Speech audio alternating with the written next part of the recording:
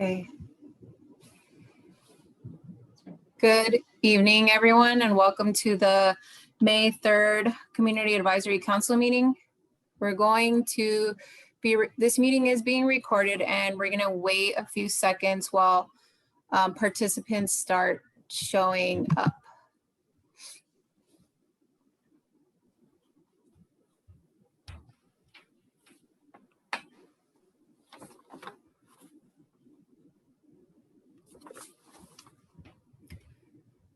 Okay, I'm seeing we do have attendees coming in, so I'm going to go ahead and start.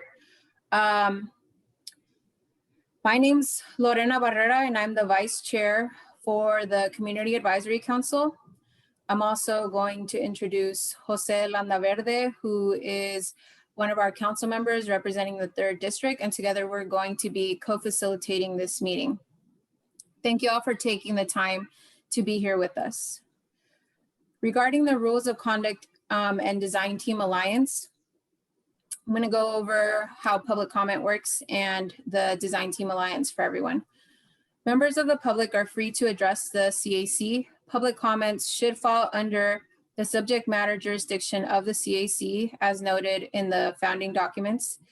They are also time limited and apply only to action items. Action items are specified on the agenda. Time limitations are at the discretion of the director and chair and may be adjusted to accommodate all speakers. Oral public comment on agenda action items is available during CAC meetings. The public is also invited to communicate with Allegra staff and CAC members through email. Members of the public who would like to make statements that may exceed the time limits for public comment, suggest topics to be placed on future agendas, or suggest questions to be raised and discussed by CAC members or staff may send an email addressing these matters to law.enforcement.auditor@sonoma-county.org. CAC members may not deliberate or take action on items not on the agenda and generally may only listen. Should CAC members wish to deliberate on an issue raised during public comment, that issue may be placed on a future agenda of the CAC for discussion and possible action. Materials related to an item on this agenda submitted to the CAC after distribution of the agenda packet are available for public inspection in the Allegra office during normal business hours or via email. Due to COVID-19, I'd suggest that you contact staff for specific details on that. Regarding the design team alliance, everyone is encouraged to engage in respectful, non-disruptive communication that supports freedom of speech and values diversity of opinion. Our design team alliance is a list of norms which describe the way the CAC wants to show up and be in community while modeling collaborative behavior. We request that CAC members, staff, and the public follow the CAC's agreed upon design team alliance, which is to be tough on the topic, not on people, respect others' perspective, respect time, practice active listening, be open-minded, speak to others as you would like to be spoken to, honor freedom of speech, and call each other in. For tonight's meeting, we also want to address public comment and ensure we also have a shared understanding that it should only be on items on the agenda, and there's also a section for items not on the agenda, but within the subject matter jurisdiction of Allegra.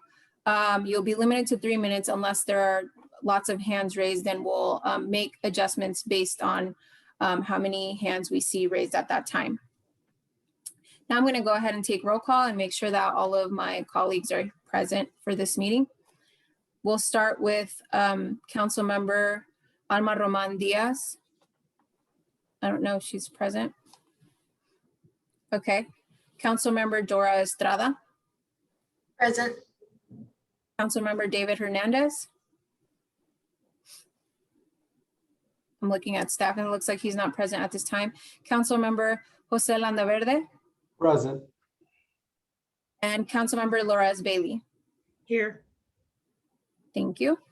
I am Vice Chair Barrera, and now we're going to go ahead and move to the approval of the minutes from our last meeting. If you've all reviewed the minutes, I'll go ahead and ask for a motion to approve. Motion to approve. Thank you. That was Councilmember Landaverde. And a second? I second. Thank you, Councilmember Estrada. All in favor, if staff is able to see us, please raise your hand for the approval of the minutes. Okay, and I got a nod from Adriana that she got the vote and the minutes have been approved. So now we will go ahead and allow Director Navarro to give a short introduction regarding this meeting, and then we'll proceed and allow Councilmember Landaverde to take over and introduce our guests. Thank you. Good evening, everybody. Before I actually introduce the meeting, I wanted to make a brief announcement about a matter that's not directly related to the meeting. First, I want to thank you for joining us tonight for this important meeting.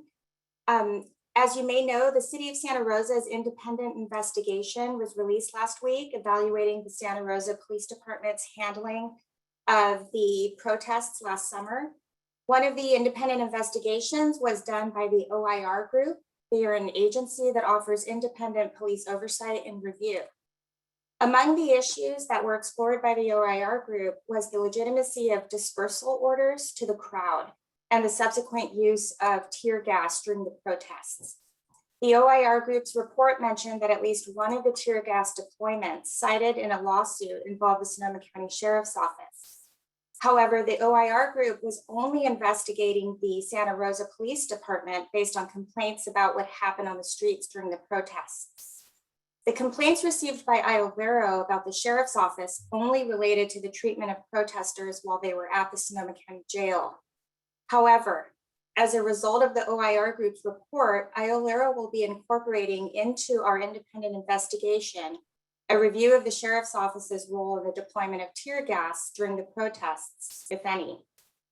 At this time, our investigator, Anthony Hawkins, has almost completed his review of the protester complaints, which included contacting each of the 100+ complainants and personally interviewing them. Or at least offering a personal interview to them. Once the interview process is complete, I wanted to let you know tonight that we will be reviewing the evidence of the dispersal orders and the use of tear gas during the protests as it relates to the Sheriff's Office. And with that, I think the next item on the agenda will be for Jose Landaverde to introduce our guests, and then we'll move on to a brief introduction to the study by me.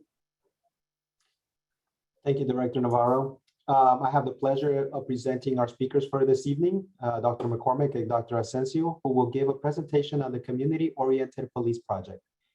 Dr. Savannah McCormick is the Executive Director of the Redwood Consulting Collective, an applied research, evaluation, and consulting firm based in Santa Rosa.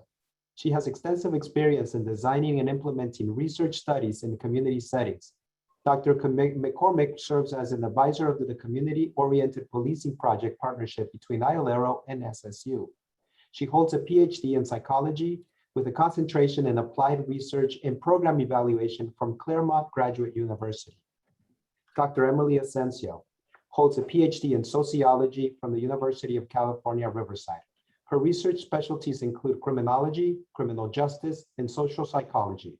Prior work includes evaluations of crisis intervention training for law enforcement of the state of Ohio, the Riverside County Mental Health Court, and the Project Bridge, among others. She has been a professor in criminology and criminal justice studies, Department of Sonoma State University since 2014, and is currently an internship program coordinator for the CCJS department.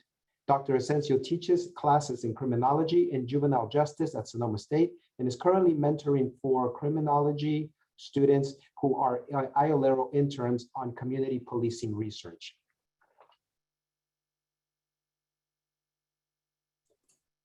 I'm going to hand it back to Lorena. Or actually, Carlene, I'm sorry. So thank you, Jose. I'm just going to give a really brief introduction of the impetus of this study. As you may know, community-oriented policing is an approach to law enforcement that encompasses multiple varied strategies.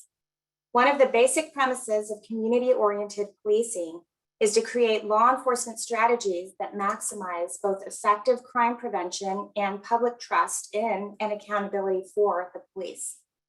Community-oriented policing philosophy emphasizes the co-production of public safety by both the police and the community, meaning the police should work in collaboration with the community to define, prioritize, and address crime and policing issues in our community. While community-oriented policing theory has been around for a long time, there are no clear criteria for implementing community-oriented policing because the mission of each law enforcement agency is supposed to be guided by the community it serves. And that is why we're here tonight. As the director of IOLERO, I'm constantly meeting with community members to talk about IOLERO and law enforcement in Sonoma County. Through those meetings, I was introduced to Professor Napoleon Reyes and Professor Emily Asensio from Sonoma State University's Criminology and Criminal Justice Studies Department. I learned about the work the professors have done in the area of community-oriented policing, and last summer, IOLERO formed a partnership with Sonoma State University and Dr. Silvana McCormick from Redwood Consulting Collective to conduct a study based on community surveys and focus groups to help inform us in an objective and scientifically sound way as to what this community's experience is with law enforcement and what this community would like to see the future of policing look like in Sonoma County. Our goal is for the results of this study to create a criterion for what community-oriented policing should look like in Sonoma County. And with that, I'll turn it over to Dr. McCormick and Dr. Asensio.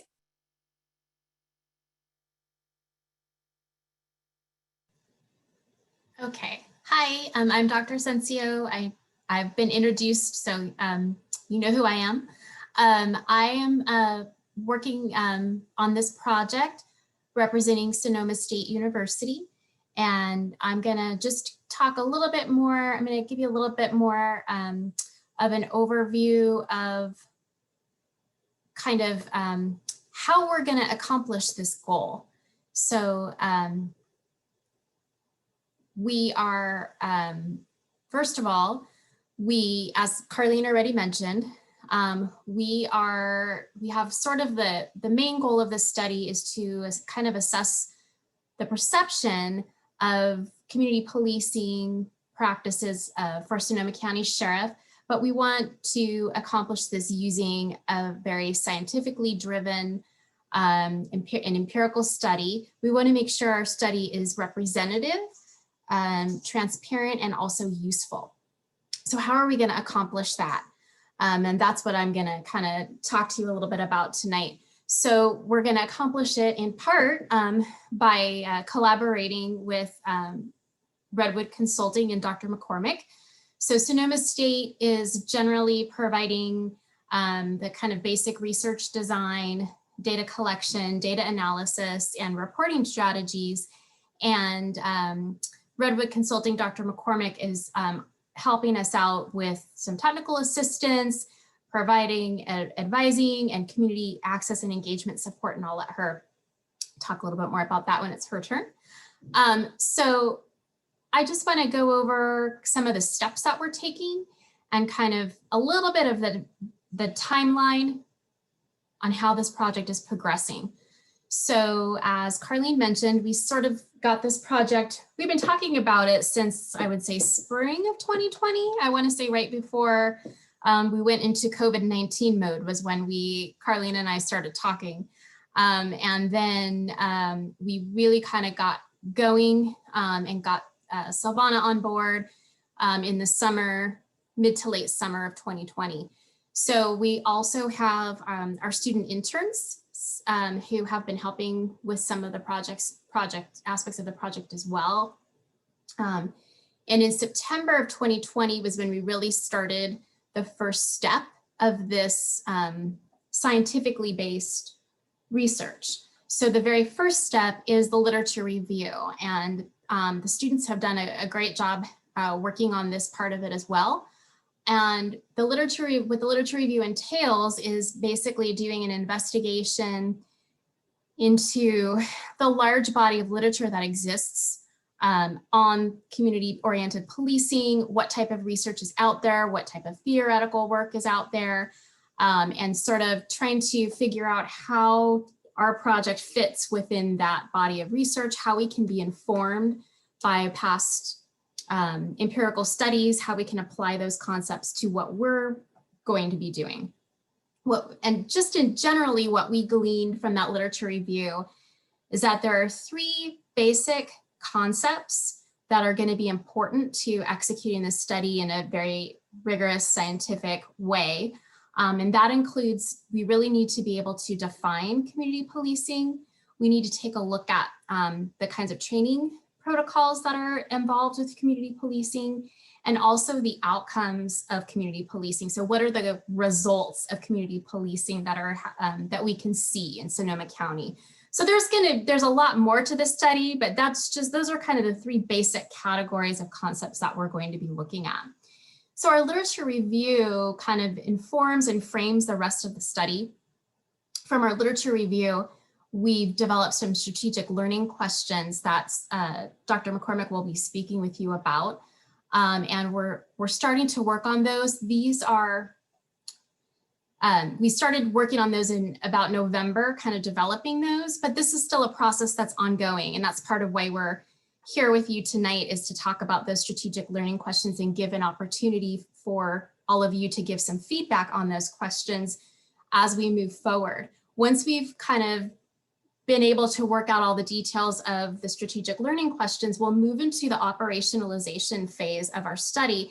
And this is where we really apply scientific methods of gathering empirical data to get access to the information that we need in order to kind of answer those strategic learning questions the most effective way. So our hope and our goal would be, we're really kind of started having that in January 2021. We've started to work on this, but we really can't finalize that until we've had the opportunity to get feedback from you and from the community. And we would love to, this is kind of an ongoing process, and there's going to be a little bit of back and forth. So there may be a time when, as we're finishing or working on the development of the strategic learning questions, we may need to go back and revisit our literature review to kind of say, hey, wait a minute, that didn't come up before, or we didn't think about that. Let's go back to the literature and see what's been done in that particular area before, and that will inform us about how we're going to operationalize these questions and actually be able to collect the data that we need in order to answer the questions we want to answer. So we'll be at that point, once we really have a solid sense of what our strategic learning questions are going to be, we'll be moving into the instrument development. And again, we've sort of started this, but this is an ongoing process that's kind of, reciprocal with meeting here with the community and consulting back to our literature review and consulting with different other stakeholders to kind of get a sense of what information we really need to get. Ultimately, we plan to conduct some focus groups. And so from our strategic learning questions, we'll be first developing some focus group questions that we're going to use to get a sense of some of the ways we want to measure the concepts that come up through our discussion of strategic learning questions in our survey. So the focus group is going to kind of help inform what questions will be on our survey. And then in the end, not in the end, but at some point along the way when we feel that we're ready, we will have developed a set of survey questions that we will be administering to various different samples in the community. And I'll talk about those samples in a minute. Before we can do any kind of data collection, we have to go through what's called the Institutional Review Board. And this board is kind of what ensures that our research is fair, impartial, and that we're treating human subjects. We're not doing harm to our human subjects that are involved as participants in our study. So there are federal regulations that govern research on human subjects. And so we have a process that we have to go through. First of all, anybody who's working on the project needs to do an ethics training, which I completed, and I'm sure Dr. McCormick has participated in that training, and anybody who's doing any kind of research with human subjects will have participated in this in the past. But we've also recently got all our students certified with this training as well, since they'll be participating, helping out with the project. And the goal is, again, to ensure protection of human subjects. The committee itself is made up not only of other of academic researchers, but also there are members of the community, they're community advocates who represent all different parts of our community as well that sit on the board and review every single research protocol that's submitted. So our hope is to have that submitted. I was hoping for May, but it looks like it might be June, and then we will be, once that is reviewed and approved, we'll be able to start the data collection phase. If we can, just for a second, and this is something that we would love to also have input from you all if you have ideas on this. These are the potential sampling groups that we've been talking about. We're trying to get, a fairly representative sample. We want to be able to ensure that, everybody that is in Sonoma County is going to be represented in some way when we go forward with this research. So we've identified these groups so far. And with Sonoma County Sheriff's Office also, we've talked about maybe dividing groups up by rank so that we have different ranks represented within our sample. And within each of these communities, we also intend to recruit from leadership in these communities as well as community members. So just to kind of, these are ideas that we came across as in part based upon the literature review that we've done, and also based upon discussions between Dr. McCormick and myself. And so we're open to ideas and feedback on this from this group as well. We'd actually love to get feedback. So the hope is that we can move into the data collection phase by August of this year.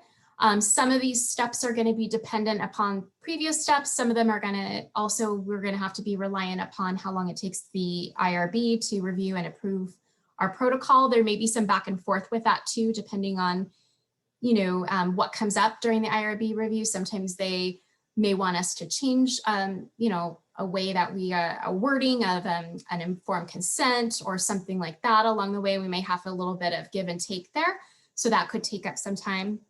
And then once we have completed our data collection, we'll need to ensure that the data set is coded properly so that we can work with it. Then we'll start doing data analysis, hopefully by December of this year. And hopefully we'll be able to have some at least preliminary results that we can start presenting by March of 2022. And information dissemination is another area where we would be really,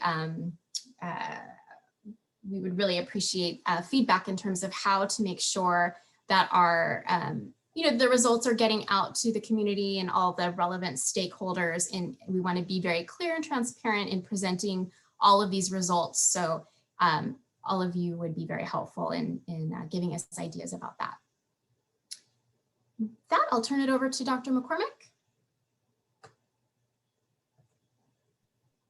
Thanks, Emily, and thanks for having me at this meeting. Silvana's fine for when we open up discussion. So in a minute, I'm going to be going through some of the strategic learning questions that we developed so far and that we're looking to get some input and feedback from the council and also from the community members. But first, I wanted to just talk a little bit about what a strategic learning question is, and then the steps that we've taken to develop these questions so far. My mouse just clicked me through. Okay, so what it is, so in a lot of ways, a strategic learning question is the same as a research question. So in any kind of university setting, a professor, a researcher will review the literature, like Emily said, and based off kind of sometimes their own interests as well, they will develop a research question that becomes kind of the framework for a research study. And so this is very similar in that it frames a research study, but in the context of community action research, like we're doing here, when a study is being done to help members of a community understand an important community issue, these questions aren't just chosen by a researcher in a university. It's really important that we get community stakeholder input and that these questions meet the information needs of community stakeholders. And so it's also not just a question that is meant to kind of add to the body of knowledge on a subject.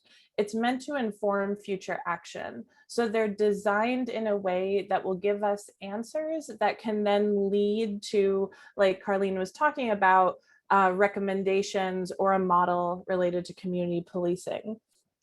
And so this means that we want to get as many people kind of at the table early in the process to think through what information does this community need, this specific community, and what do we need to know about this community to inform that future action.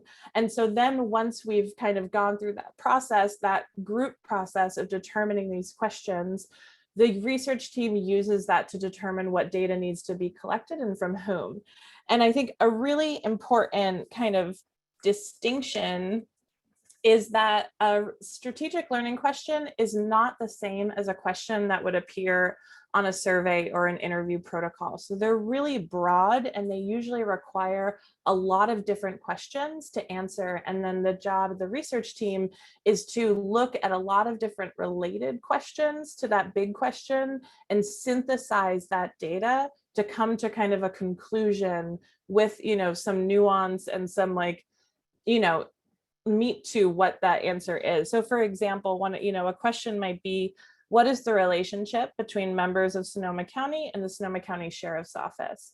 That's a guiding question, but you would never put a question like that on a survey. You would ask a lot of different questions. You would ask, what has been your experience interacting with the sheriff's office? What has been your experience interacting with different deputies? And also we need to know that the answer to that from a lot of different people. And we want to look at it like we were talking about, we want to get representative data from the whole community on that. And then there's specific groups that we want to be very sure that we include. And so, back to what Emily was talking about, we're going to be looking to survey the community as a whole, and but we're also going to be making sure that specific groups that we think are very important to represent are included in that data that we're collecting. So that's a strategic learning question in a nutshell. And I wanted to just tell you how we've developed them so far. So as you know, kind of the initial focus and idea of the study came from Allegra. And then, like Emily talked about, there was background research conducted by her team to look at what do we already know about community policing and what do we need to know. And so that really started to kind of spark some questions that were interesting to Emily and her team that seemed important for the community to know to take further action. And then we looked at those and started to write them down and had a brainstorming with the three of us, turning these ideas into concrete questions that could drive research. So there's a lot of questions that can be unanswerable by scientific research. So we need to make sure that the questions we can apply a scientific study to answering. So that's, and that they can be operationalized into focus group questions and survey questions. And a lot of the time we use the background lit review and research to kind of inform that process. And so now we're at the stage of getting input and feedback. And first we met with Brandon and Jim, right, from the Sonoma County Sheriff's Office. We provided the same questions that we're going to share today and are providing them with the opportunity to give input and to be, because they're such an important stakeholder group in this study. Now we're here today to get input from the CAC and the community members through public comment, but also, as we mentioned, they will have the opportunity to email Emily and provide further questions or comments to discuss these further. And then we will be finalizing them and Emily will be going into that phase of operationalizing them. So I'm just going to run through the questions. They were provided in the agenda and to the members of the council prior to the meeting, but we're just going to talk through them a little. And then we're going to open it up for discussion, input on the study and input on the questions. So the first question is, how do members of the community define community-oriented policing? And so as Emily said, there is a fair amount of research on this topic. So there is available definitions, but we are interested in learning how different members of the community and the sheriff's office define community policing, because that framework of what you think about when you say community policing is going to be very different across this community. And when we get to the point of providing a survey and we're asking people questions about community policing, we need to know that we're talking about the same thing. Because if we don't have the same idea in mind that we can put, on the survey, when we say community policing, this is what we're saying in this context, people will be responding to questions from a lot of different perspectives, and that's going to introduce some bias and issue into interpreting those results. And so one of the things we've talked about using the focus groups for is to explore this with different groups in the community to start to get a sense of how different members of Sonoma County define this. And then we could arrive using the lit review and that experiences to determine what is the appropriate definition to use as the central kind of point of this study.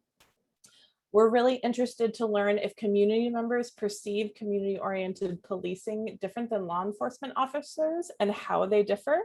And so we're interested in hearing local examples or examples people have heard from other places to see, when you think of community-oriented policing, what comes to mind? And do people think of different things? So it's kind of in line with that first question, is like getting a sense of what this is in this community, because it can differ all over.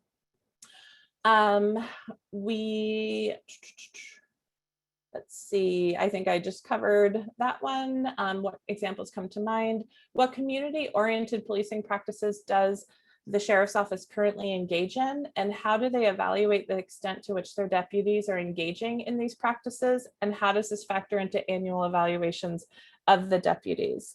And so as part of this question, we're interested in learning about the extent to which the Sheriff Office trains, their training addresses elements of this.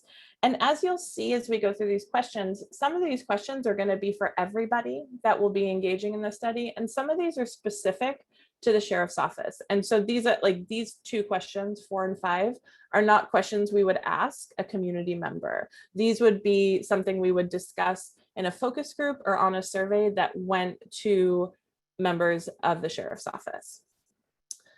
And then let's see.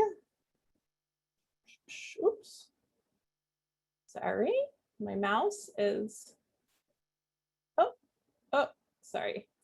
All right, so question 7 is, what do community members think results from community-oriented policing practices?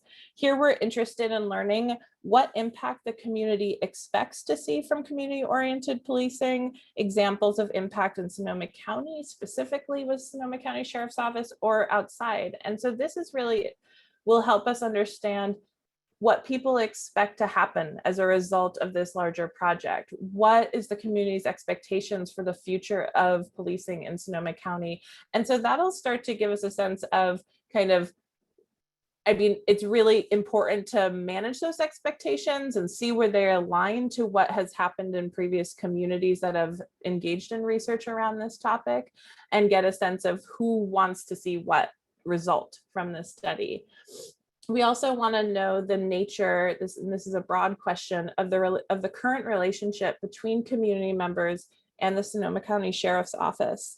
And so this is, we really are interested in learning about perceptions of the Sheriff's Office, relationships among different groups within the community. We also want to learn about the specific practices that deputies are engaging in to build relationships with different community members in their zones. And this provides the community context of the starting point.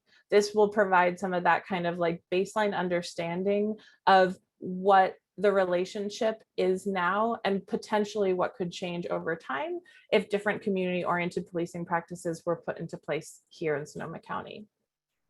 And then on kind of a related note, what are the community members' priorities in regards to the Sonoma County Sheriff's Office and community-oriented policing? So here again, this kind of gets back to that topic of expectations. We want to get a sense of what's important, because as we said, this is a community action research project. And so the idea is that we are conducting research that makes it clear what the community's priorities are, and so that can inform future recommendations as well. So those are the questions and that we're hoping to get input on, along with the study itself. Let's see. So we're going to open it up to discussion with the members of the council. And as Emily said, we're going to start with getting some feedback and hear questions about the study itself.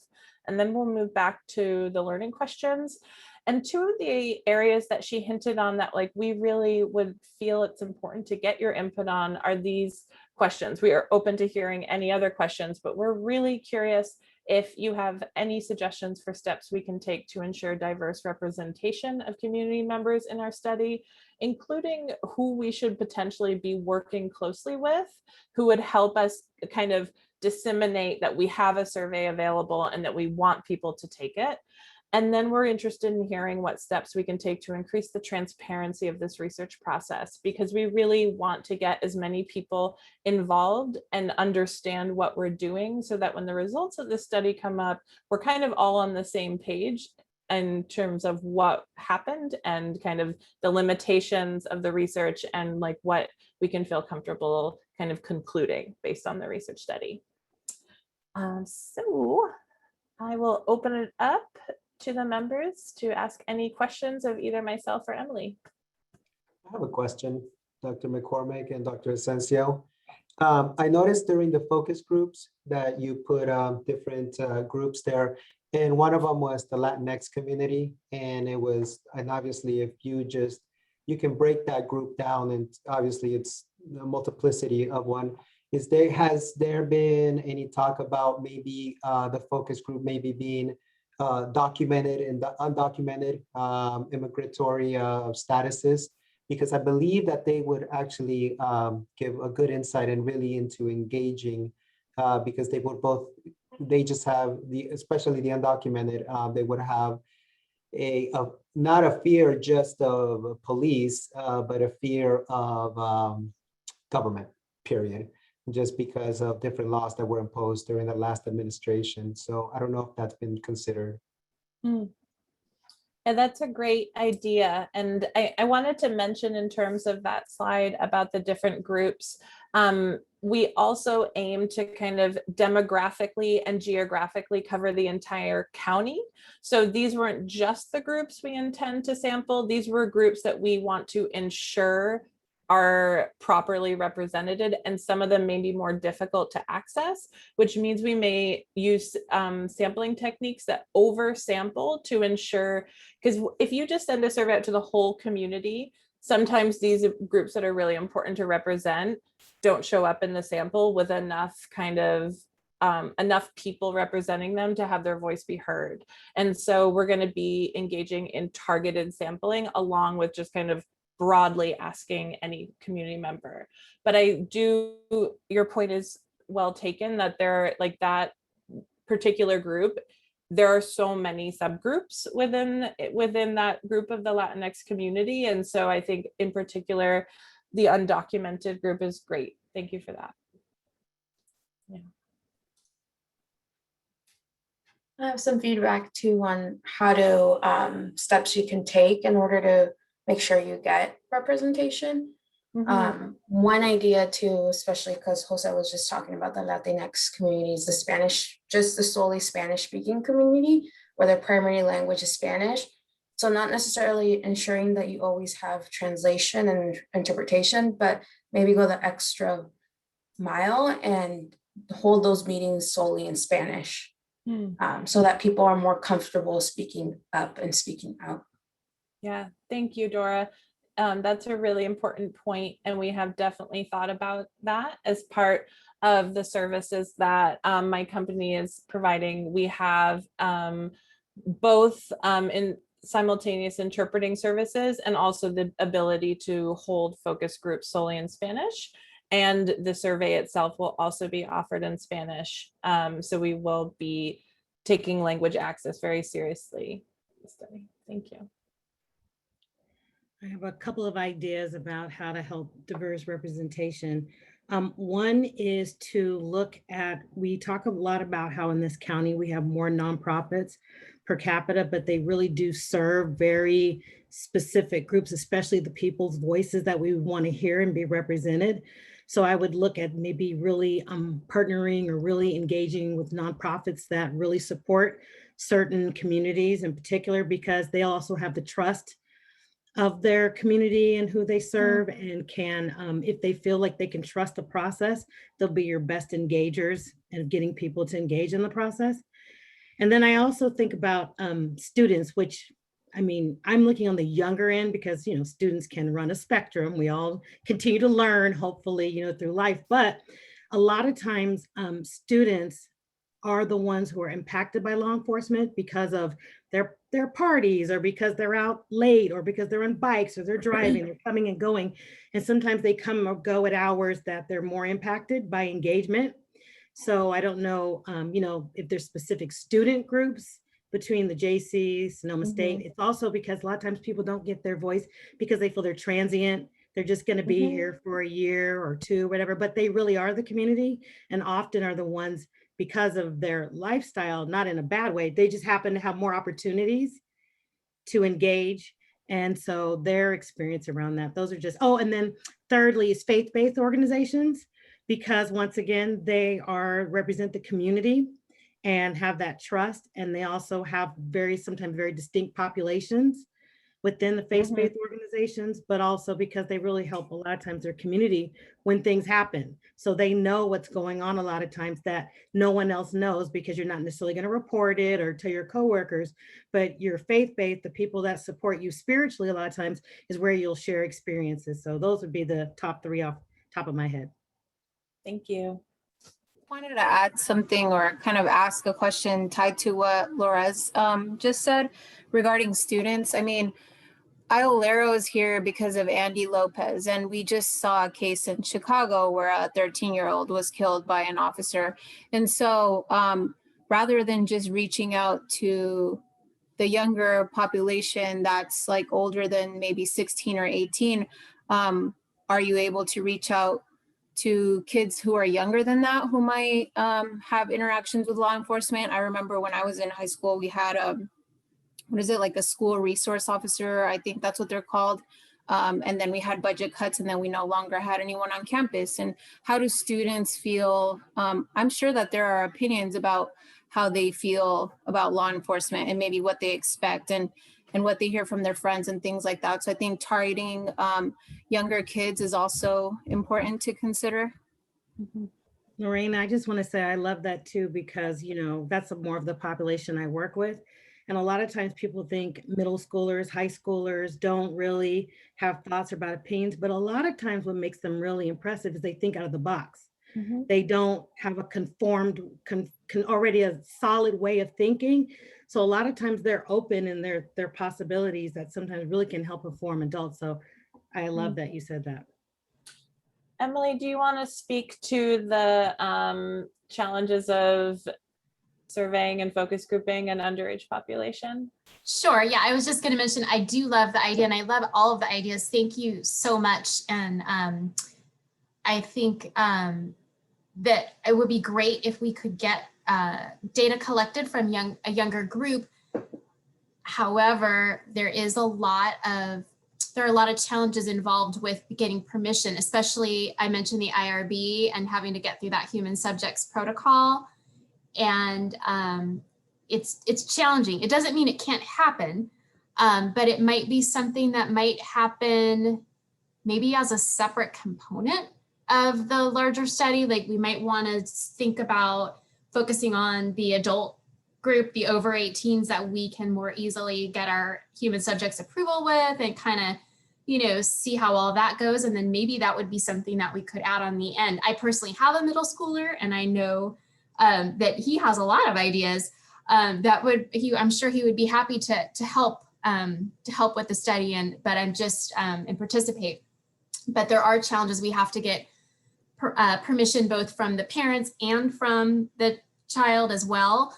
And IRB is, that's one of the more protected groups in terms of getting permission to do research on that age group. So I think it's definitely something worth pursuing, but I don't know that we want to hold up the work collecting data with the other, like, older population while we try to make arrangements to do that. Also, we would need to be able to get access to that age group too. And I'm not sure if that's something that we could get through a school, you know, different things like that. So I do definitely appreciate the idea and would love to be able to incorporate that. I mean, I'm with you, and adolescent identity development is one of my areas of expertise, and I teach juvenile justice and I work with juvenile justice, you know, all the time. But I think we may have to think about that as just a separate component. Mm-hmm. It's great to know what kind of permissions you need and what it takes. And hopefully if there are any members of the public watching that know any teachers who might be able to offer this as like extra credit or something, and maybe they can reach out and ask what kind of forms they need to fill out and things like that. Because I worked in a prior job for a member of Congress, and we had kids write letters with stories and everything asking for certain votes on certain bills. And we did have to record that information, although it's not part of a study. But it's kind of good to see that there are teachers out there who are encouraging kids basically to voice their opinions on why they think something should be done. And I really think that age group is important. So hopefully there aren't any delays in the study, but if it could be added, that I think the community would appreciate that. Mm-hmm. Thank you. It's a great suggestion. I have a quick question. The second part of your question was how to communicate this to the community. Did you mean communicate it as in for participation, or communicate it as in to just to identify groups and the information that you're trying to get out there? For the first question or the second question? No, yeah, it was previous to this question. You said you wanted some feedback on how to disseminate the information, but I wasn't understanding Mm-hmm. it. You mean like you wanted participants, like participation? Or Well, on both ends, I think what we're going to be doing next, and I'm going to be providing kind of the support and would love to, you know, have follow-up conversations and get community input. We're going to be looking for individuals who can help us access communities, who would be willing to recruit focus group participants from different areas and different groups, and also who'd be willing to help us get the survey out there and, you know, get participation. But then what we're also looking for is steps that we can take, or what this group and the community as a whole would like to see in terms of helping us through the research process, keep everyone on the same page. And then also once the results come in, how do we disseminate that and make sure everyone has access to the study? okay. So kind of on every step of the way, we're looking to get kind of as many people knowledgeable about the study and able to get the information as possible. One group that I did not see on there is our Indigenous people and we have many, we have tribal representation throughout the county. And I was actually at an Indigenous Peoples Celebration Day on Saturday. And so there was a lot of interest from that community about this topic. Great, thank you. Going off of a little bit of what Adriana said, just making sure that no matter the percentage of the population, to make sure there's adequate representation, to just make sure we have that, because there is a lot of different BIPOC populations in Sonoma County. But we talk a lot about Latinx because it's a larger minority. And other than that, you were mentioning right now recruiting folks to help disseminate the information and get to those certain groups. Have you thought about maybe even within that group of people that will be helping you, offering stipends, and then maybe for participation, offering incentives? Yeah, that's a really good point, Dora. I mean, we hadn't thought about incentivizing the people who would like help us connect. We'd kind of be looking likely to, you know, we'd provide a survey link, and maybe if they were interested in a blurb about it, and they could put it on their social media or on their organization's website. But we do intend to incentivize anyone who participates. So there will be an incentive for people in the focus group, and then we would intend to have like a raffle. So people who take the survey will be entered into a raffle to, and Emily, I don't remember what the prize was, but there will be incentives to participate. Yeah, I can't. People, sorry.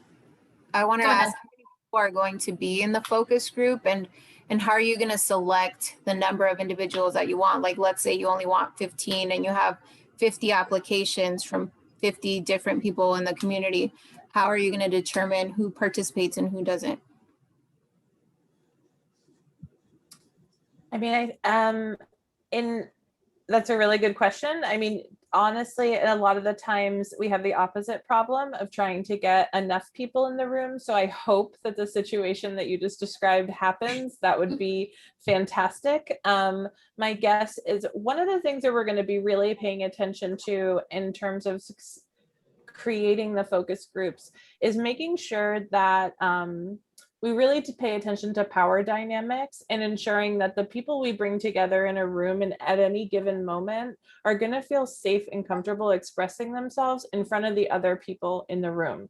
And so this kind of gets to your first question, Jose, that you brought up, is that would not want to have a mixed group where there's people of high power along with people who would not feel comfortable expressing their experiences in front of that individual. And so we'll be trying to pay attention to that and be as cognizant of that as possible when we're selecting people. But then my guess for fairness is if we did have, a good focus group usually has about 8 to 10 people. More than that, it gets kind of unmanageable and people don't have the space to share. We would probably using some manner of random selection to give everyone who wanted to participate a fair shot at, and then we would just randomly select individuals from that larger group to do the focus group, is what I would guess. Dr. Asensio said that there would be a ranking system. What would be the drivers for that? Are you referring to the ranking within, Within the groups? For ranks within the sheriff's department? Is that what you're talking about? Well, you mentioned a ranking system. I was just curious into exactly how would people be ranked, or what groups were you talking about? Oh, well, when I was mentioning it, I was talking about separating the different ranks within the sheriff's department. Similar to Silvana was mentioning, we wouldn't want people to feel uncomfortable sharing their views around their superiors as an example. But I think what Silvana is referring to is in all of the populations, we want to be careful about that, right? Mm-hmm. Yeah. Right. And, and there's, because of the nature of focus groups, we can never provide people with an assurance of confidentiality, but we can provide anonymity. And so when people's names who participate in a focus group would never appear in any report. So especially if there's a larger sample, the results of the study and in any report that Emily would provide, it would describe demographically who participated, but we wouldn't be publicly saying so-and-so, this individual participated, and any quoted material that came from a focus group would be anonymous.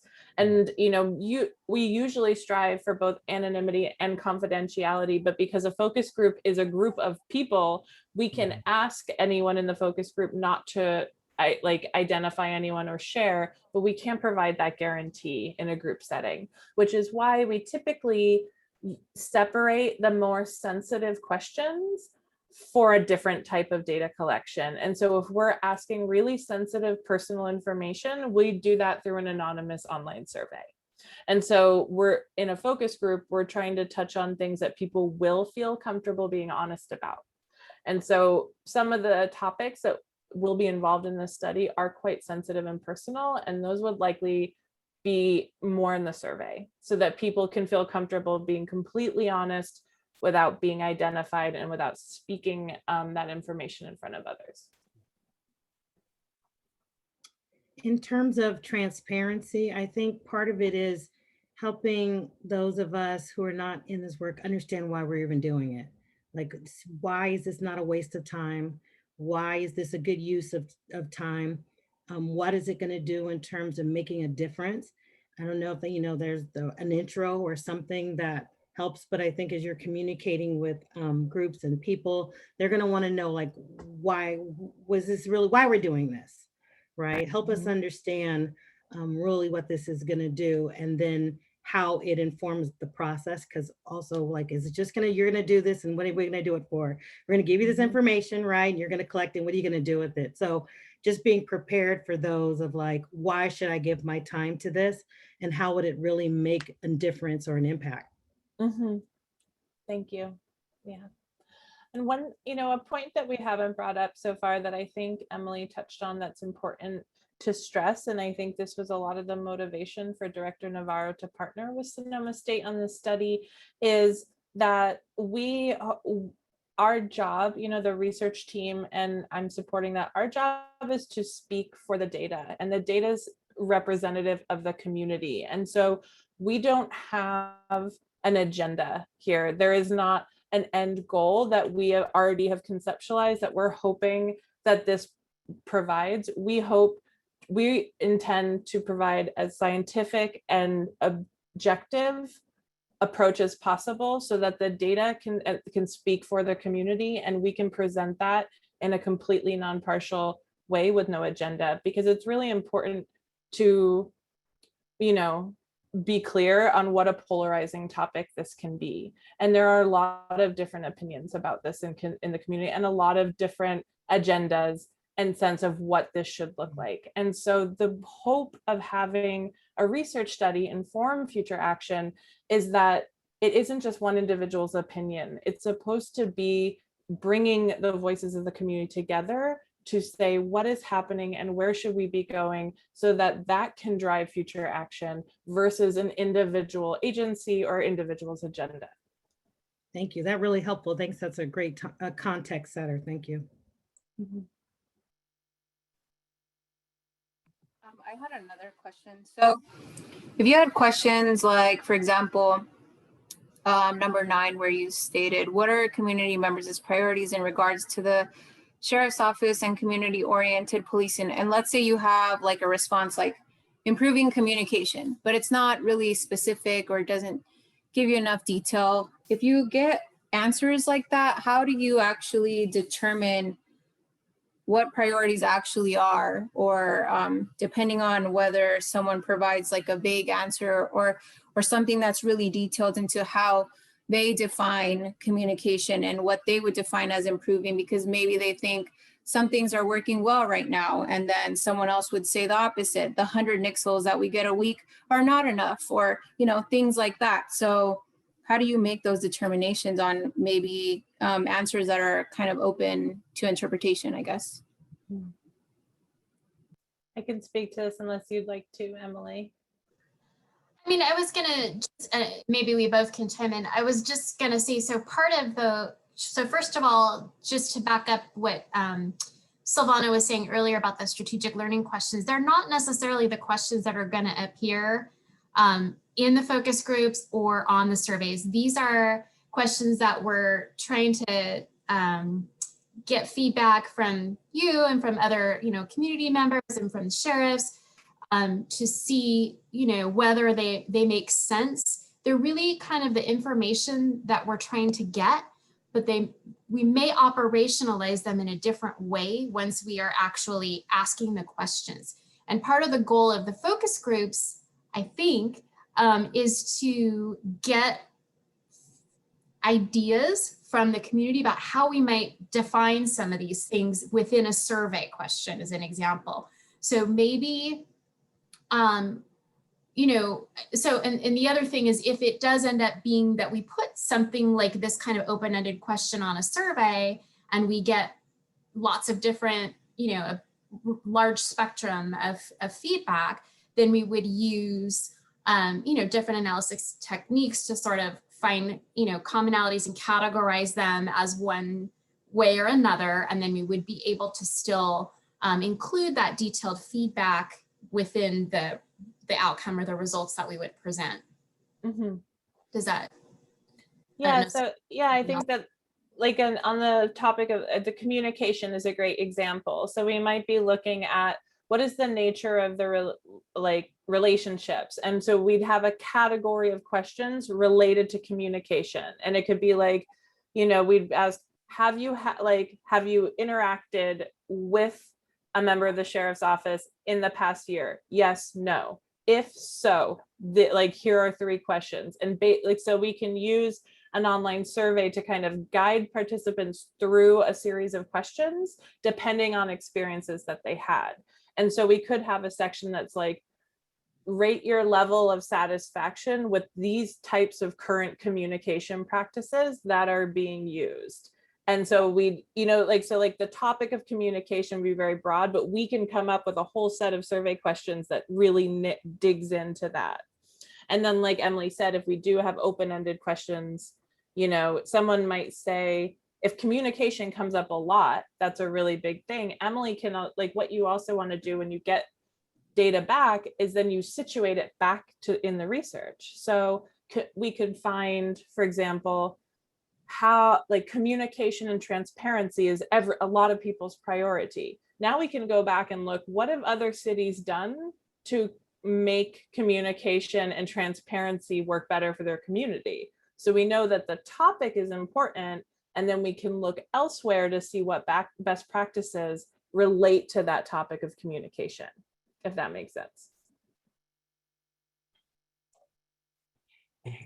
I'm so sorry. I'm not super smart, so I'm gonna have to ask a couple.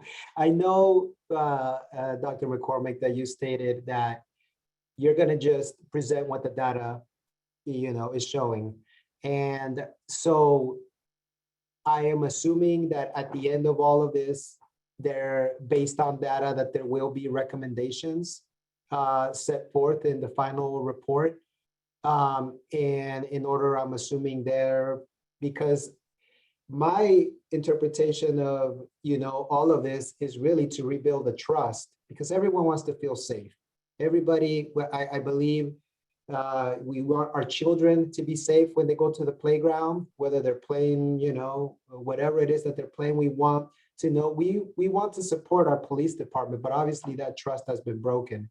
So my question is, there will be recommendations at the end of this, correct? I know that you're saying that there shouldn't be an end game, but maybe if you can speak a little bit to that.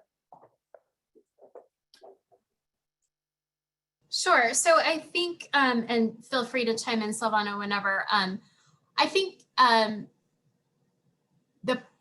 that while Silvano is saying we don't have a preconceived kind of finding or end game, what we do have is the expectation that there will be some recommendations that will be made based upon the evidence that the data gives us, right? So we don't know what those recommendations will be yet until we get the data, but we're looking to get some evidence-based recommendation be turned into practice, right? I think that is the goal of the study. Right.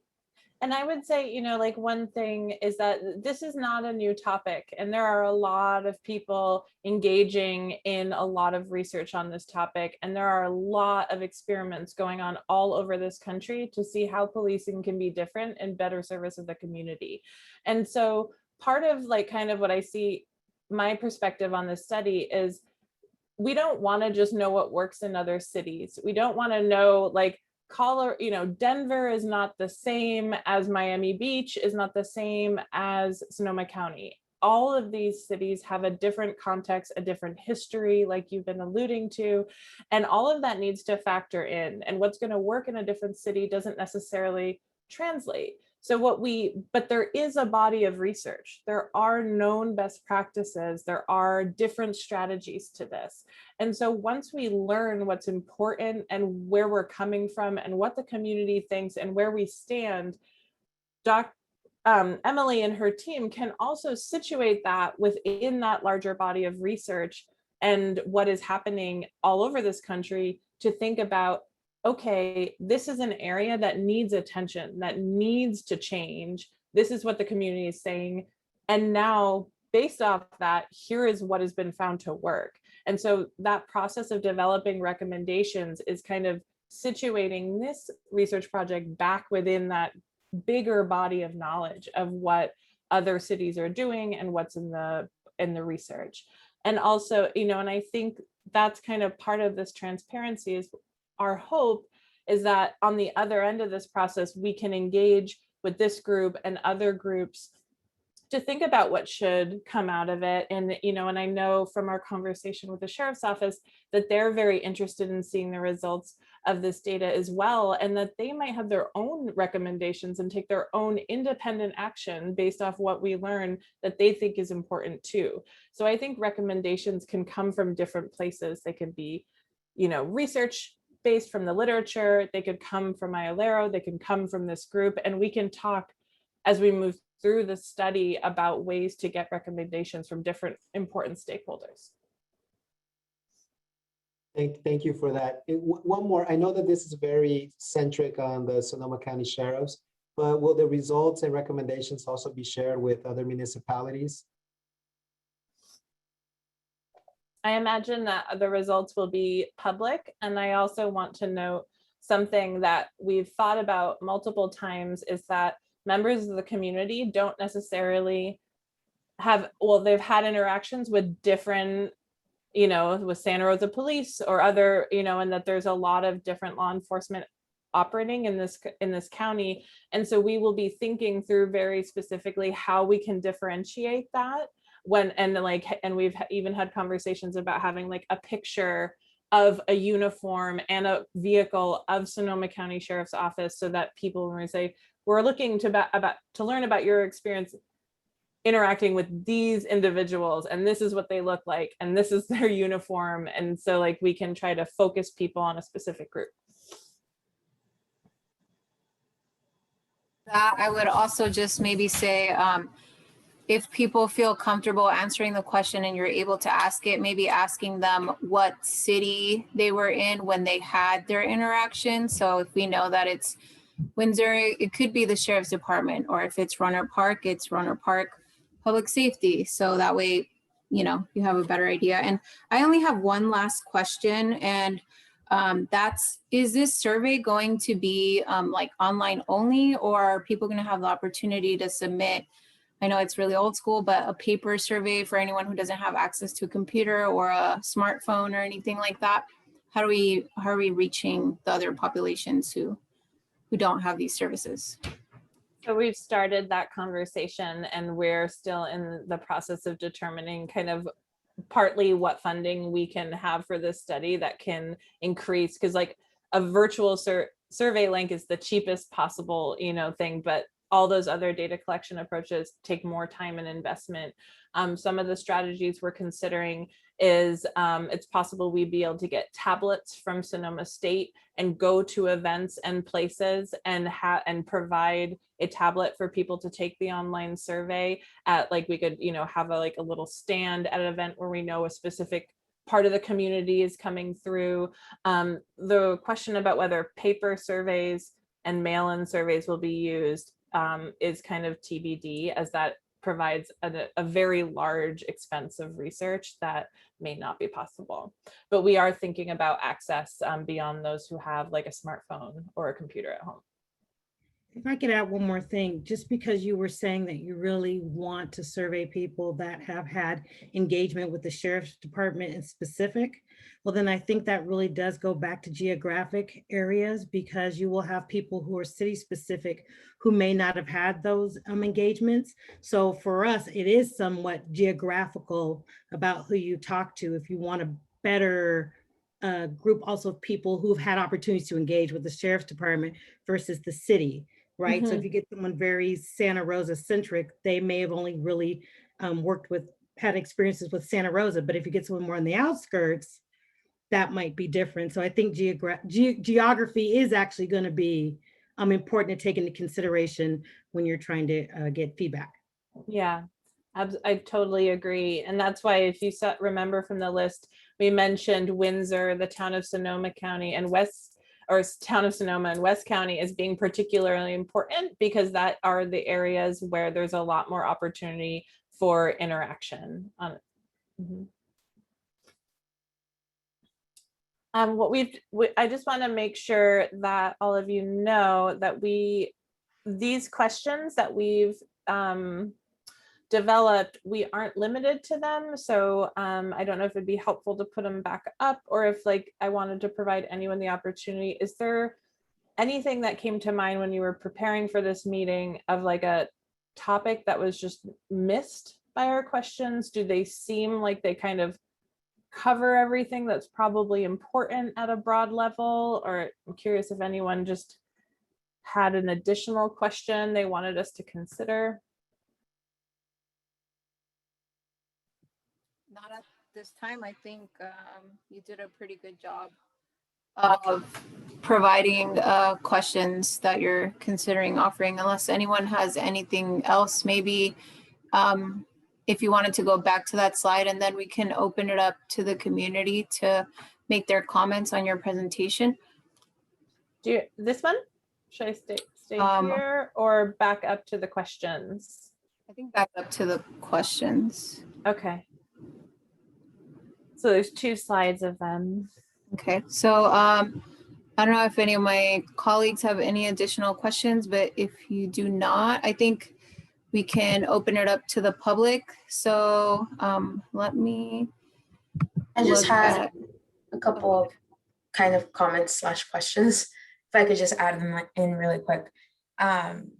Just because we were just talking about cities and maybe taking into account what other jurisdictions are doing, institutions like cities and like school districts and the conversations they've had, maybe looping them in to see what's been going on in the work that they've been doing. Mm-hmm. And one thought for transparency, that I think would be really important, part of the results that you're going to be making public, if within those results, having the answers and the specific to the sheriff's department, I think the community would really appreciate seeing that in the results. So this is what the sheriff's department responded to these answers. Mm-hmm. Thank you. I think one of on the topic of the schools, I know that is, it may not have made it to the list, but that's definitely one of the groups that we were hoping to have representatives of different schools across the county engaged in this research. Mm-hmm. Thank you. So now that we are opening it up to public comment, anyone from the public who would like to ask a question or make comments on the presentation, you could please raise your hand at this time. Right now, we only have 4 hands raised, but it looks like it's increasing. So we do have 18 minutes left, and I think we can do 3 minutes. Well, let's do 2 minutes per person, so we have enough time for public comment at the end of for everything else. So we'll start with Melissa Valle, and I'm gonna go ahead and set my timer to 2 minutes. And you should be able to speak now. Hi, thank you. I don't have comment. I have more questions. Can I ask them within my time?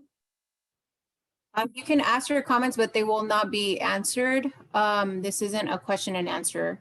Okay, Just so you know. I'll say them for the record. I think it's important for the public to, one, understand, like Dora said, the answers from the sheriff. I would like to know how the researchers are ensuring that the data is not biased and the way that the questions are asked is not biased. And I would also want to make sure that the representation includes the communities that are most impacted, from incidents nationwide. So I know Latinx, and we don't have a big population of African Americans, but we know that they're usually the most impacted by their interactions with law enforcement. And those were my points. Thank you. Thank you. You didn't take up all of your time, but for everyone else, I think this is an important topic. So we will do 3 minutes for each person. Sorry about that. So the next speaker that we have is Kelsey Vero.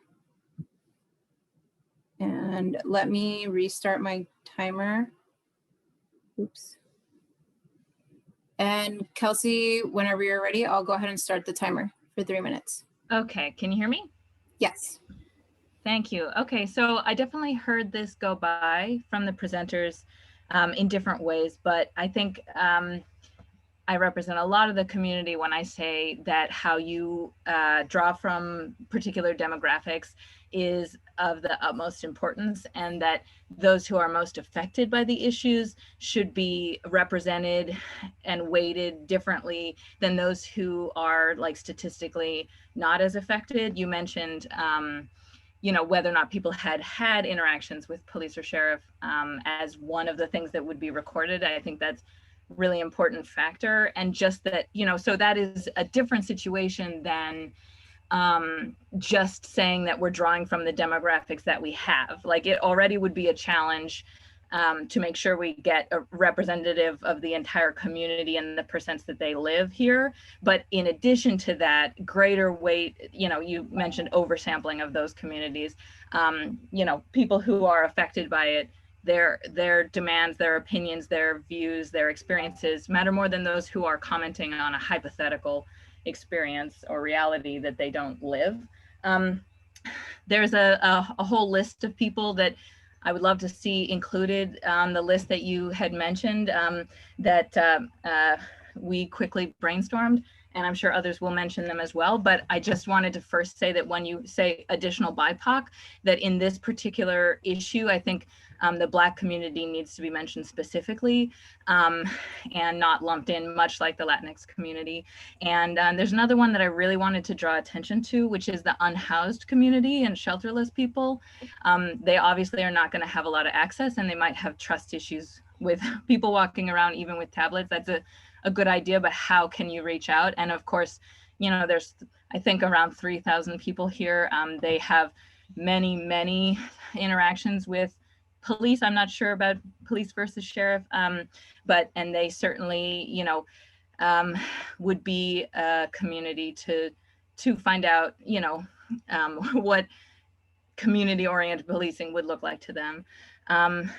Also quickly just mentioned Native people, people who have experience with mental health issues or lived experience there, people who have experience with the criminal justice system, like family members or even incarcerated people, obviously would be a group of people that's affected and have been affected, people who had been affected by police violence already specifically. Jose mentioned undocumented people and immigrant communities, definitely.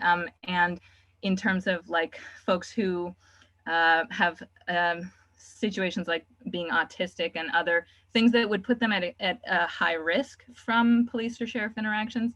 I don't actually see my timer, so I'm not, I'll waive the rest of my time, but thank you for. Your time is up. Yeah. Thank you.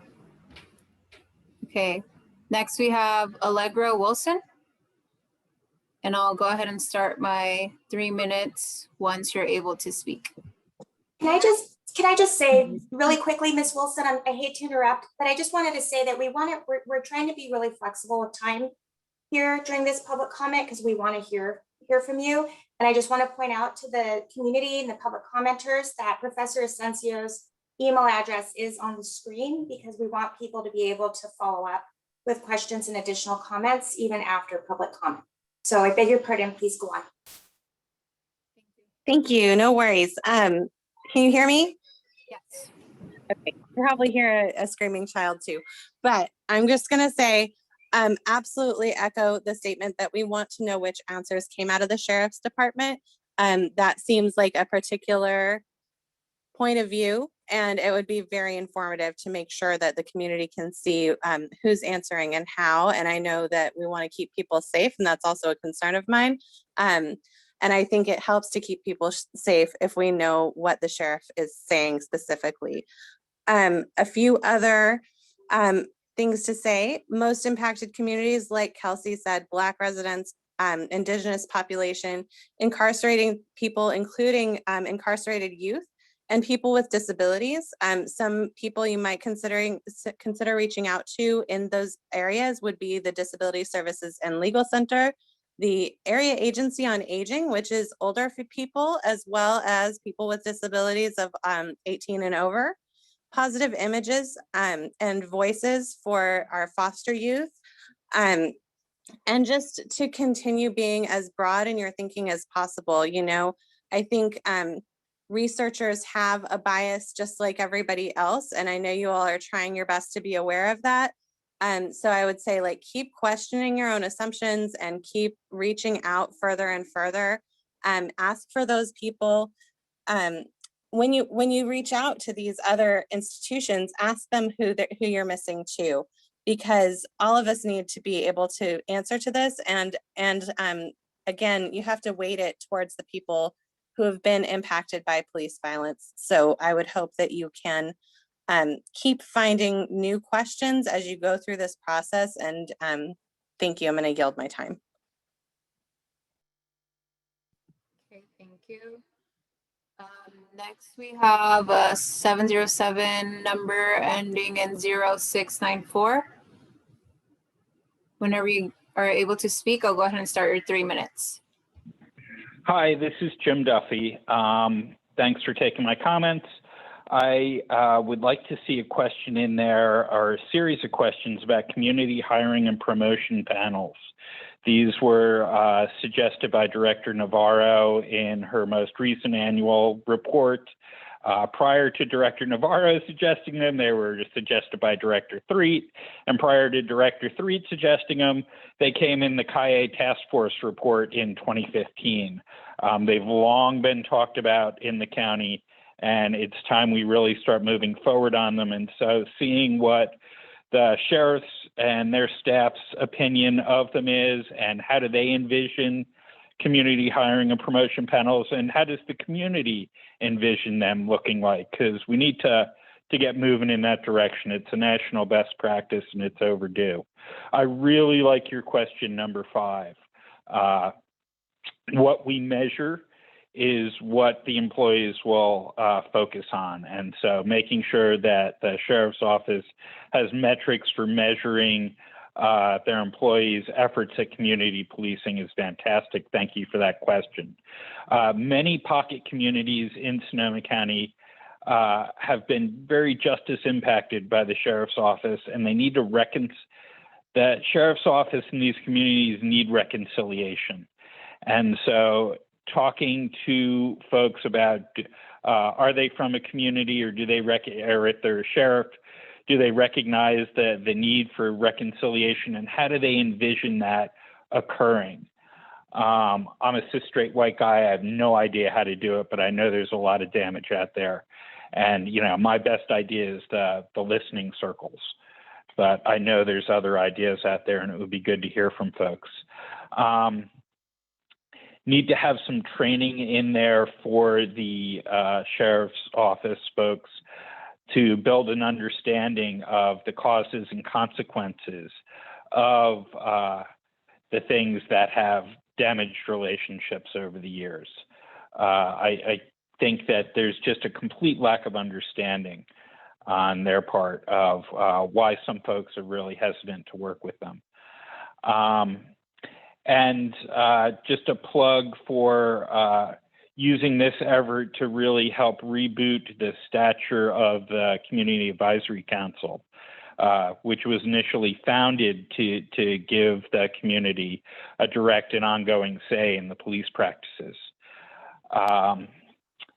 Lastly, I just want to encourage you, and I'm sure you're planning on doing this already, that when you do have the online questionnaire, to just send it out to the full CACI Allegra list. It's 4,000 people broad at this point. It was expanded dramatically under Director Navarro. Thanks so much. Okay. Next up, we have, Michael Titone, Titone, sorry if I'm mispronouncing. We'll go ahead and start your 3 minutes once you begin to speak. I would like to echo what a lot of the previous speakers said, particularly the question around the potential sampling groups. Absolutely, the Black community needs to be considered separately, but more than that, every single one of these categories has Black people inside. So you might have Black BIPOC, Black BIPOC and Black LGBTQ, and if you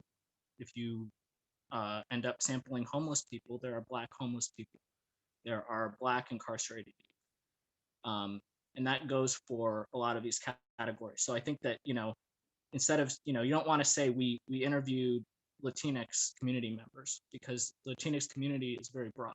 So I think considering who in the community is being sampled and which intersections is really, really crucial. I'm curious what if you I think it's really important to include the unsheltered population, and I'm curious what takeaways you might get between the results with the business community and the unsheltered population. Particularly, a lot of people are of the mind that the police need to make the community safer by getting rid of populations like the homeless. And so I'm curious how this project is going to deal with that. There's a lot of distrust about community-oriented policing among people that I'm familiar with, because it's often considered a way to give more money to police departments and deal with solutions through the police that really we don't necessarily need the police to deal with. So I'm hoping that some of these questions, people do see the potential of answering these in the form of I don't see community-orienting police. Well, I don't see police necessarily performing these duties or these duties or these duties.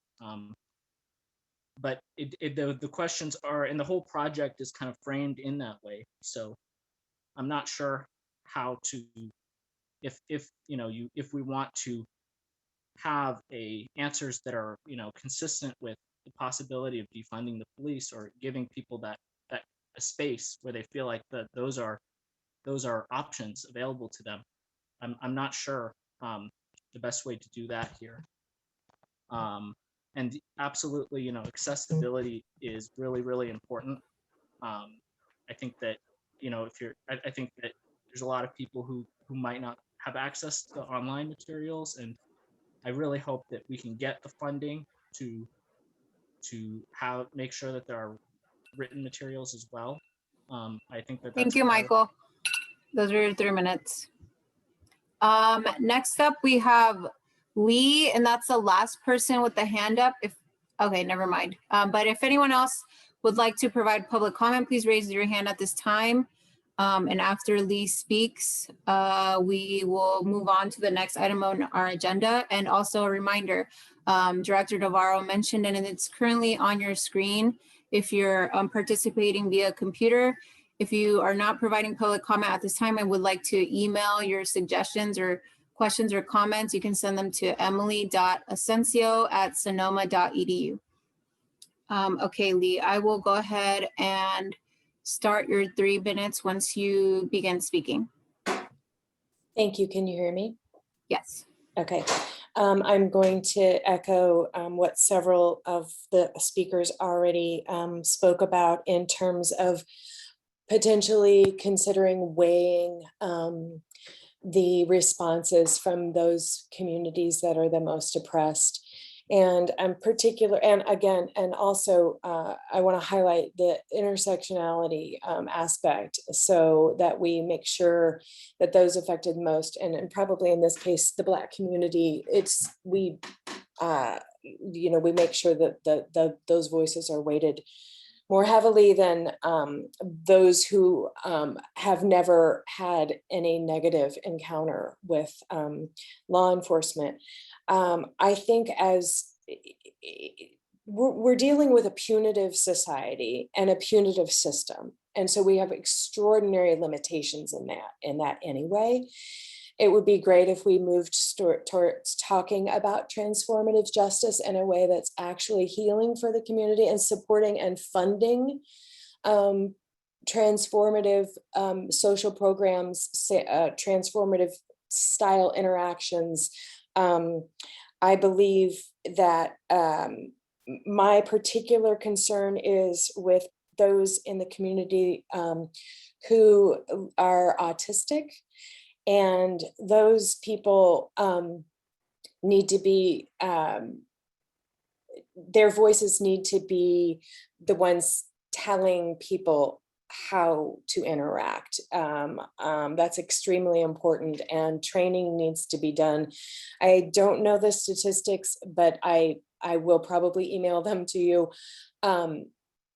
People who suffer from disabilities, who are also from oppressed cultures, particularly in Black communities, are experiencing the worst of state-funded, strong, extremely well-funded brutality efforts.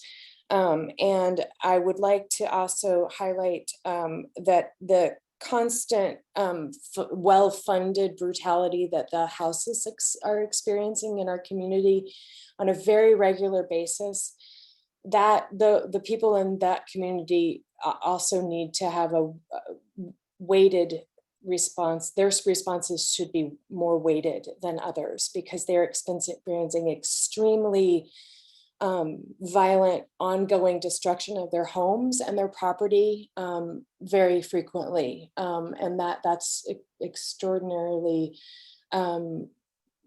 harmful to all people in a community, even the people that don't think they're being harmed. It's harmful. And Thank you, Lee. Thank you. Your time is up.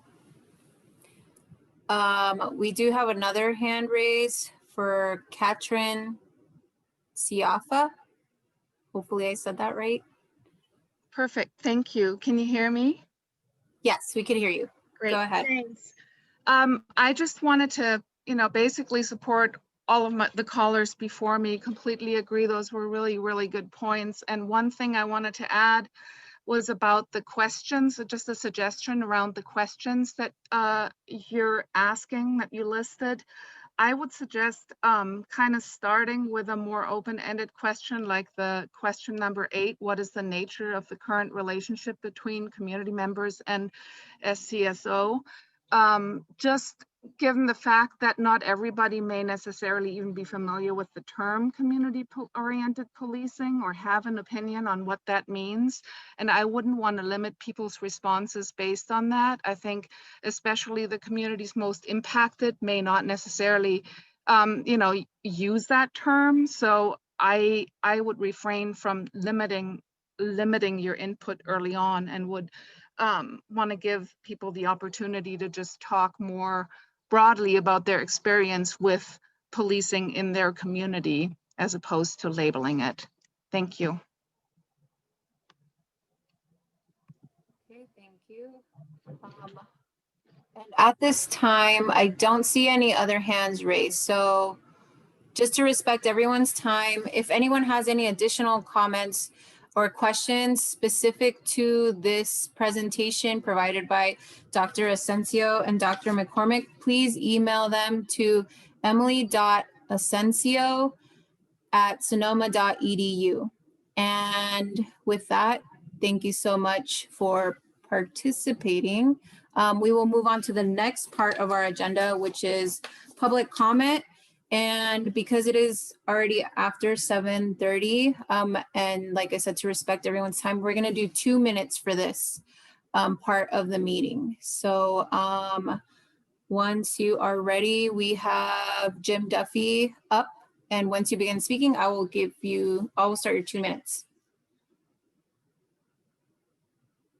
I think you can go ahead. Maybe. Jim? Are you there? Jim, can you hear us? Yes, sorry about that. Okay, that's okay. Go ahead. Not good with technology. Kudos to Director Navarro for investigating the deployment of tear gas by Sonoma sheriffs during last summer's First Amendment protests. And I'd like the CAC to consider stopping what I'm going to call the sampler platter style of monthly presentations on differing subjects and dig deep on one or two items until you've issued a recommendation.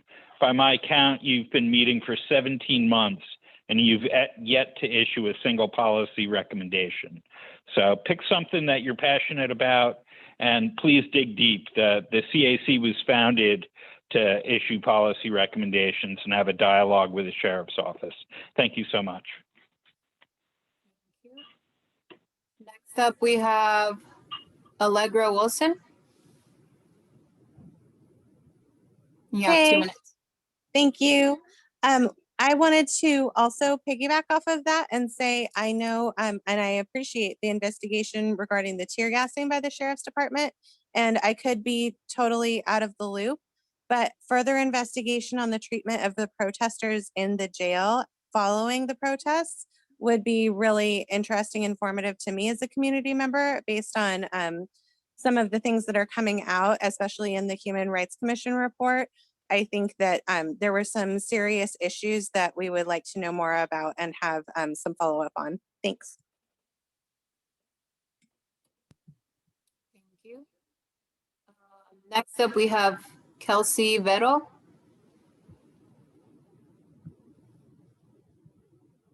And you have 2 minutes. Hi there again. Okay, so I'm not sure how this would work, but I'm wondering if anyone can put on the agenda or speak to the huge complex they're trying to build for mental health patients adjacent to the jail. I saw the plans for it, and I would have to dig in greater detail to understand it, but I definitely had like a lot of questions about it and was just sort of wondering how, if anything, the IOLERO or the CAC can be involved in what that means, what the plan is, who's being asked, and like, you know, really the broader question of how and why we would want this kind of mental health facility to still be attached to the jail, or, you know, how that's solving problems or what problems that potentially raises. So that's my question. Thank you. Thank you. Next up, we have Lee. And you have 2 minutes, Lee. Hi, thank you. And I also want to echo, I do have concerns about a mental health facility that is connected to an incarceration facility. I can't wrap my head around how that would be healthy for anyone ever, and or how it would help anyone with mental illness. And yeah, I have massive concerns regarding that. Thank you very much for your time. Thank you. So it looks like we don't have any more public comment. So we're going to go ahead and close public comment and proceed to the rest of the agenda, which is adjournment. I just want to remind everyone that our next meeting is, I know Evan always does a good job with this. Our next meeting is Monday, June 7th. The agenda will be posted 3 to 5 days before. Adriana always does a good job with that. And I believe it is on the Cahoots program, if I am correct. No, I'm sorry. Adriana, can you remind me, please? It's recommendations, Lorena. Yeah, let me. Oh, unmute. sorry. It is the recommendations from the work that we've been doing in our ad hocs. So we will see you all next month. Thank you, Dr. McCormick and Dr. Asensio, for your presentation. Thank you, Director Navarro, and everyone for participating. And everyone have a great night. Thank you so Thank much you. for having us. Thank you. Bye. Bye.